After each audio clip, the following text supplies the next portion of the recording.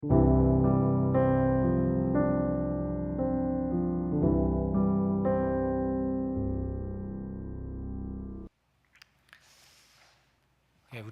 오랜만에 이렇게 또 구역 식구들과 또 만나게 되었는데, 우리 앞뒤에 계신 분들과 양옆에 앉아 계신 분들과 한번 인사했으면 좋겠습니다. 참 잘 오셨습니다. 너무 잘 오셨습니다. 이렇게 보니까 정말 우리 교회가 좋은 교회구나, 그런 생각이 듭니다. 이렇게 함께 찬양하고 예배할 수 있다는 거 정말 큰 은혜가 아닐 수 없습니다. 이제 하반기 사역들이 다시 이제 개강을 하게 되었습니다. 어떠세요? 기쁘십니까? 아니면 좀 아쉬운 마음이, 아직은 조금은 더 시간이 필요한데, 그런 마음이 있으세요? 금요일 저녁에 좀 피곤하고 쉬고 싶은 시간이죠. 무엇인가 늘어지게 마음 편하게 할 수 있는 어떤 그런 시간인데, 그 모든 것들을 뒤로하고 예배의 자리를 찾으신 저와 여러분들의 그 이유는 무엇인가? 사람들은 그렇게 쉬는 때 우리는 왜 이 자리에 앉아 있는가? 여러분들은 왜 이 자리에 오셨습니까? 여러 이유들이 있을 수 있겠지만 가장 큰 이유는 바로 나를 구원하신 예수님 때문인 줄로 믿습니다. 예수님 때문에. 사람이 인생을 살면서 가장 중요한 게 무엇일까? 단연코 저는 첫 번째로 꼽을 수 있는 것은 살아계신 하나님을 인격적으로 만나는 것, 날 구원하신 예수님을 만나는 것, 이보다 중요한 것은 없습니다. 절대 없습니다. 이게 1번, 아니 영순위입니다. 영순위. 그냥 전해들은 하나님이 아니라 나를 위해 십자가 지신 예수 그리스도를 만나는 것, 이것보다 중요한 게 없습니다. 여러분들 그 예수님을 만나고 싶으십니까? 다 만나셨죠? 그 예수님과 그 날마다 사귐의 은혜가 있으시기를 예수님의 이름으로 축원합니다. 이보다 귀한 복은 없죠. 그 예수님과 날마다 동행하고 함께 살아갈 수 있는 것.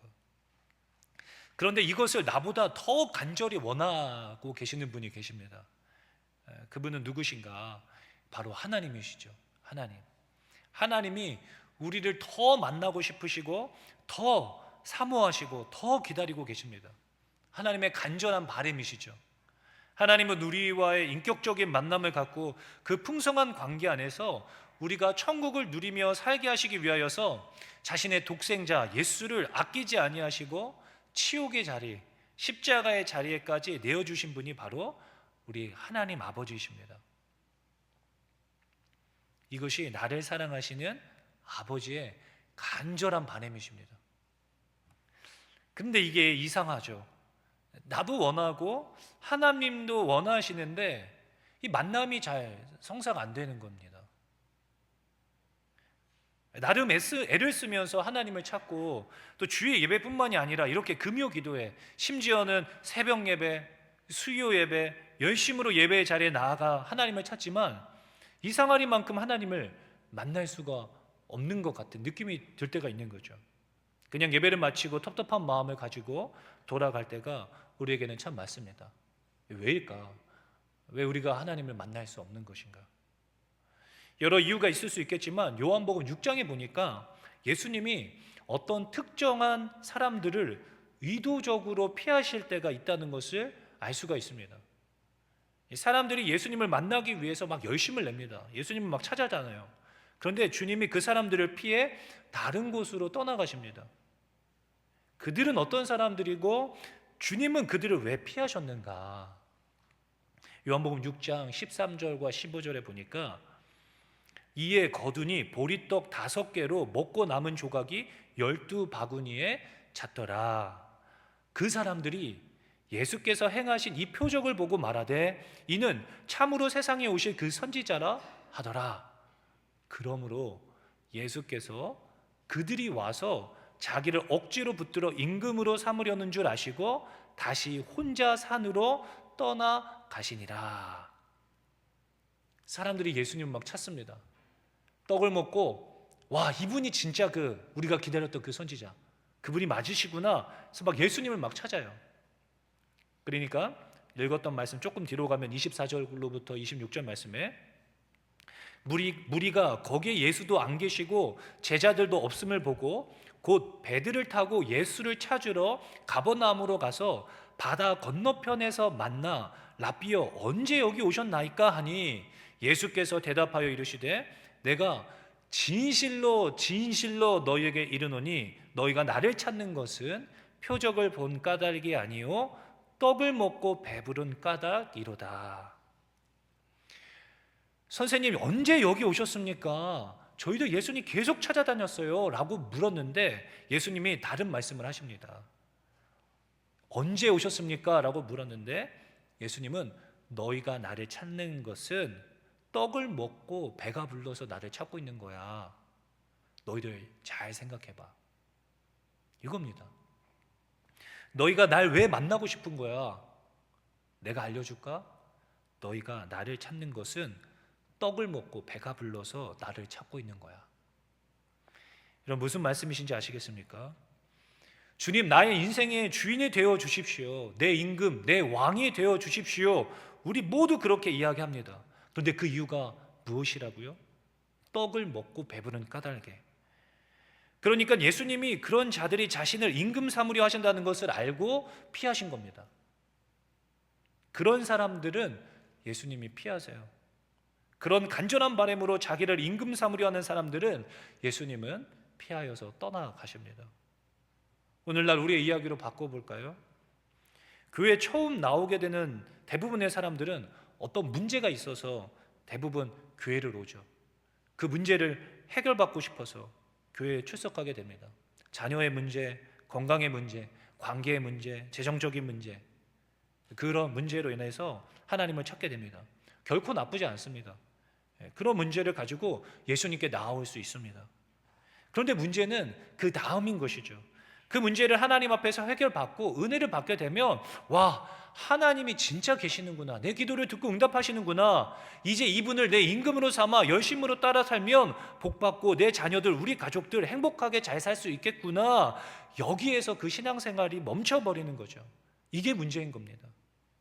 오직 그런 이유와 목적으로 교회에 출석하면서 주님을 내 삶의 주인으로 모시려 하신다라면 하나님을 도무지 만날 수가 없는 것입니다. 예수님이 피하세요. 왜냐하면 예수께서 대답하여 이르시되 내가 진실로 진실로 너에게 이르노니 너희가 나를 찾는 것은 표적을 본 까닭이 아니요 떡을 먹고 배부른 까닭이로다. 이 표적을 보고 정말 하나님이 살아계시는구나, 그리고는 그가 이 죄인된 날 위해 십자가에서 하신 일이 무엇이며 그분이 나에게 하시는 말씀이 무엇인가를 듣고 이제는 과거 나의 잘못된 삶을 청산하고 새로운 삶을 살겠노라 라는 새로 태어남 없이, 그 십자가 없이 오로지 떡을 먹고 배부른 까닭에 나의 삶을 배부르게 해줄 수 있느니 주님을 나의 인생의 주인으로 삼으려는 유일한 목적으로 예수님께 접근하고 있다면 하나님은 우리의 곁을 떠나시는 겁니다. 만날 수가 없어요. 사랑하는 성도 여러분, 우리가 속히 말하는 대부분의 썬데이 크리스찬, 이러한 목적으로 신앙생활하고 있는 성도들의 한계가 바로 여기에 있습니다. 아무런 생명력 없이 복음의 능력을 경험하지 못한 채 세상 사람들과 별반 다를 바 없이 살아가고 있지만 그래도 이 땅에서 복받고 살다가 죽음 이후에 천국은 가고 싶어하는 사람들, 이러한 사람들은 날 위해 십자가 지신 예수님은 결코 보이지 않습니다. 부담스러워요. 나를 위해 십자가 지신 그 예수님? 아니요, 십자가 이야기하는 예수님을 향하여 이렇게까지 말하게 됩니다. 베드로가 예수를 붙들고 항변하여 이르되 주여 그리 마옵소서, 이 일이 결코 주께 미치지 아니하리이다. 여기서 항변하다라는 이 단어는 꾸짖다라는 말입니다. 베드로가 예수님에게 주님이 십자가 지신다라고요? 그런 나약한 말씀은 하지도 마십시오 라고 꾸짖습니다. 나의 왕이 되셔서, 내 임금이 되셔서 로마보다 더 강력한 군사력과 정치력, 경제력으로 우리의 삶을 구원하시고 이 주님의 나라를, 더 부강한 나라를 만들 생각을 하셔야지 어떻게 그런 말씀을 하십니까? 꾸짖습니다. 그런 십자가는 생각하고 싶어 하지도 않죠. 사랑하는 성도 여러분, 오늘날 우리가 진정으로 회복해야 할 것은 바로 이 십자가의 영성입니다. 이 십자가는 어떤 신학적인 개념이 아닙니다. 우리가 살아가야 할 삶의 방식, 태도입니다. 예수님께서는 자신을 만나기 위해, 주님을 따르기 위해 애타게 찾는 저와 여러분들을 이 십자가로 부르고 계심을 믿으시기 바랍니다. 이 십자가는요, 세속적인 욕망, 풍요, 번영, 이러한 모든 것들을 십자가에 못 박고 오직 예수 그리스도만으로 만족하는 그분의 영광만을 위해 살아가게 하는, 나로 하여금 참 신자가 되도록 하는 나의 자아를 못 박는 사용 도구 틀입니다. 사용 도구 틀. 그런데 오늘날 수많은 크리스천들이 이 영광만을 바라는 거죠. 떡을 먹고 배부른 상태를 원합니다. 내 자녀들이 고생하지 않았으면 좋겠고, 눈물 흘리는 일 없었으면 좋겠고, 세상에서 무시당하지 않았으면 좋겠고, 그래도 여유 있고 풍요롭게 살기를 바라는 마음에 예수님을 나의 주인으로 우리 가정의 임금 삼으려는 사람들이 점점 많아지고 있습니다. 십자가를 믿지만 십자가를 지려고는 하지 않습니다. 십자가를 바라는 보지만 그 십자가에 내가 달려야 한다라고 하면 항변하며 그런 일은 결코 일어나서는 안 된다라고, 그런 예수라고 한다라면 내가 믿고 따를 수 없다라고 교회를 떠나겠노라고까지 협박하지 합니다. 예수님은요, 하나님과 동등됨을 취할 것으로 여기지 아니하시고 자기를 비워 종의 형체를 입고 죽기까지 순종하셨지만, 우리는 나를 무시하거나 손해보게 하는 일, 내 자존심을 건드는 일, 그런 것 하나 용납할 수 없는 거대한 성벽을 쌓아 올리면서 나와 내 가족들을 지키려 하고 있지는 않은가 돌아보아야만 할 것입니다. 오늘날 그리스도와 그리스도인이 너무나 다릅니다. 우리는 지금 이 자리에 무엇을 바라고 어떤 예수님을 만나고 싶어서 오셨습니까? 여러분들은 어떤 신앙생활을 하시고 계십니까? 사랑하는 성도 여러분, 예수님을 만나고 싶으십니까? 예수님은 우리가 생각하는 곳에 계시지 않습니다. 오늘 본문 말씀 13절 말씀해 보니까 그런즉 우리도 그의 치욕을 짊어지고 영문 밖으로 그에게 나아가자라고 말씀하시고 계십니다. 예수님은 영문 밖에 계셨습니다. 예수님을 만나기 위해 우리도 그의 치욕을 짊어지고 영문 밖으로 나아가야지만 그 예수님을 만날 수 있습니다. 그래서 히브리 기자는 저와 여러분들에게 이렇게 이야기하고 있는 것 아니겠습니까? 그런즉 우리도 그의 치욕을 짊어지고 영문 밖으로 그에게 나아가자.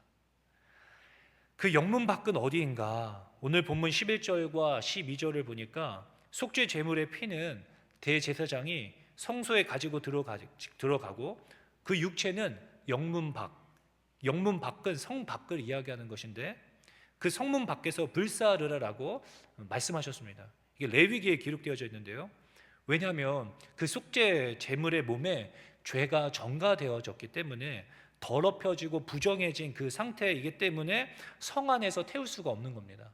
그러니까 성 밖에 가져가서 그곳에서 처리하라는 것이죠. 왜냐하면 부정케 되어졌기 때문에. 결국 영문 밖, 성 밖은 어떤 곳인가? 이 제사를 드리고 난 찌꺼기를 버리는 곳입니다. 영문 안의 사람들이 버린 분뇨와 쓰레기를 태우는 곳, 또는 사람이 죄를 지으면 돌로 쳐 죽일 때 영문 밖으로 끌고 가서 죽이는 곳, 그곳에 예수님이 계시다는 것입니다. 예수님이 그곳에 왜 계시는가? 11절과 12절, 이는 죄를 위한 짐승의 피는 대제사장이 가지고 성소에 들어가고 그 육체는 영문 밖에서 불사름이라.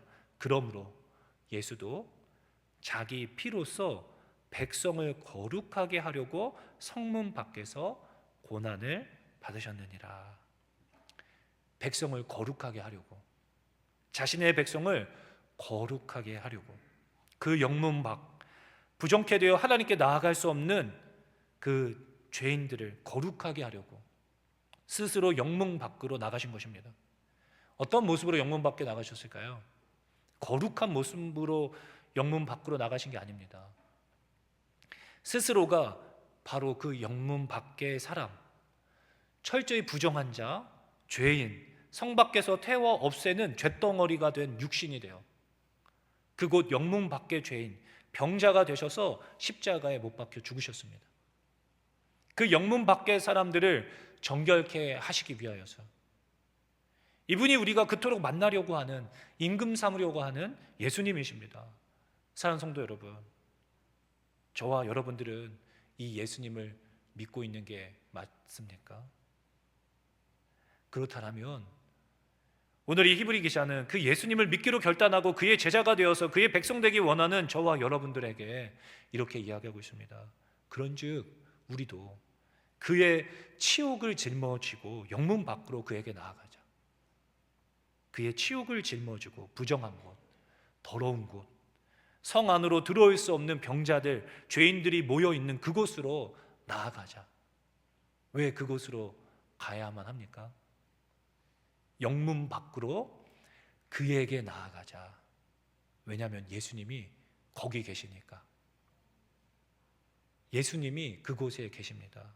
사랑하는 성도 여러분, 그곳에 가야 예수님을 만날 수 있습니다. 마태복음 25장의 양과 염소의 비유를 여러분 기억하시지요? 주님이 마지막 날 양과 염소를 나누는 것처럼 사람들을 나누시겠다라고 말씀하셨습니다. 양은 하나님의 나라를 상속받게 되고 염소들은 영원한 불에 던지게 되는데, 그들을 나누는데 어떻게 나누는가? 어떤 기준으로 나누는가? 마태복음 25장 40절에 보니까 임금이 대답하여 이르시되 내가 진실로 너희에게 이르노니 너희가 여기 내 형제 중에 지극히 작은 자 하나에게 한 것이 곧 내게 한 것이니라 하시고, 이들이 양들입니다. 마태복음 25장 45절에 이에 임금이 대답하여 이르시되 내가 진실로 너희에게 이르노니 이 지극히 작은 자 하나에게 하지 아니한 것이 곧 내게 하지 아니한 것이니라 하시니라. 이 사람들이 염소입니다. 기준이 무엇이었습니까? 지극히 그 작은 자에게 한 것으로 양이 되고 그 지극히 작은 자에게 하지 않은 것으로 염소가 됩니다. 이 본문 말씀에 비추어 본다면 우리가 특별한 죄를 지어서 염소가 되는 게 아닙니다. 지옥 형벌을 면할 수 없는 염소가 되는 이유는 지극히 작은 자에게 아무것도 하지 않은 것 때문에 염소가 되는 것입니다. 영문 밖의 사람들, 소외되고 사람들이 상종하려고 하지 않는 그 지극히 작은 자들을 모른 척하고 성문 안에 있는 사람들과만 너무 즐겁게 화목하게 잘 지냈던 사람들, 그들이 마지막 날 불심판을 면치 못하는 염소가 될 것이다 말씀하시고 계십니다. 영문 밖 지극히 작은 자들이 모여 있는 곳에서 치욕을 짊어지고 줄인 자들에게 먹을 것을 먹이고 목마를 때에 마시게 하고 나그네 된 자들을 영접하고 헐벗은 자들에게 옷을 입혀주고 병든 사람들을 돌보고 옥에 갇힌 자들을 돌본 사람들. 34절 마태복음 25장 34절에 그때의 임금이 그 오른편에 있는 자들에게 이르시되 내 아버지께 복받을 자들이여 나와 창세로부터 너희를 위하여 예비된 나라를 상속받으라.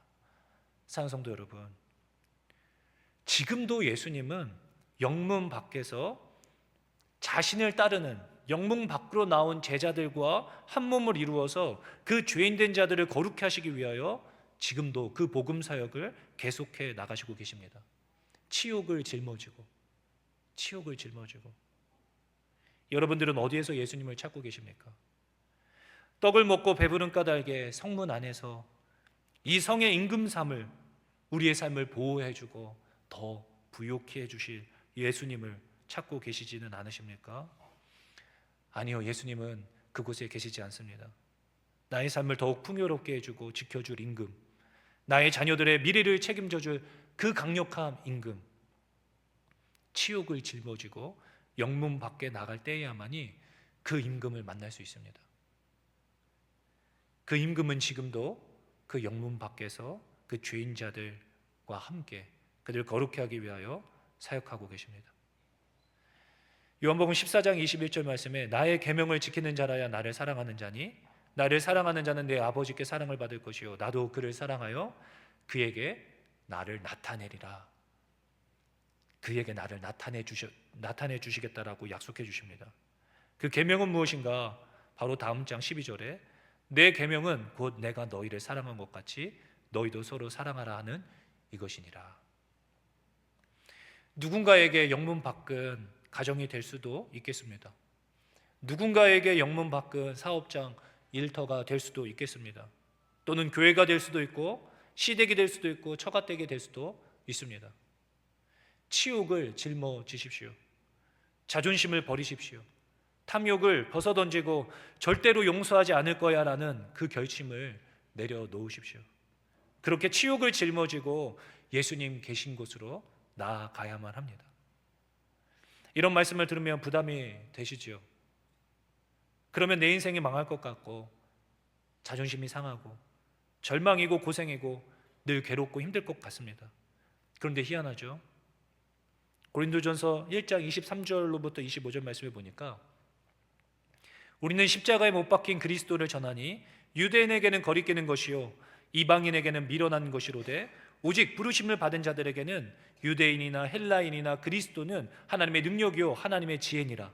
하나님의 어리석음이 사람보다 지혜롭고 하나님의 약하심이 사람보다 강하니라. 우리가 믿는 이 십자가의 역설은 약함과 그 어리석음이 권력과 지혜를 이긴다라는 것입니다. 이게 진리죠. 사람의 생각으로는 그렇게 하면 안 될 것 같고 이렇게 해야 될 것 같은데 그렇게 하면 분명 내 인생이 망할 것 같고 내 자녀의 인생도 다 불행케 될 것 같은데 아니요.